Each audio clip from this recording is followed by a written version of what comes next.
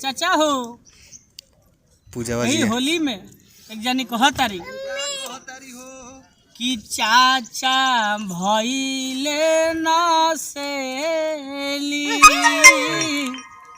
अरे कि होली में बनाव तारे खैनी हे हे चाचा भइले न सेली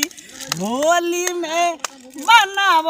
तारे खैनी चाचा चाचा होली में बनाव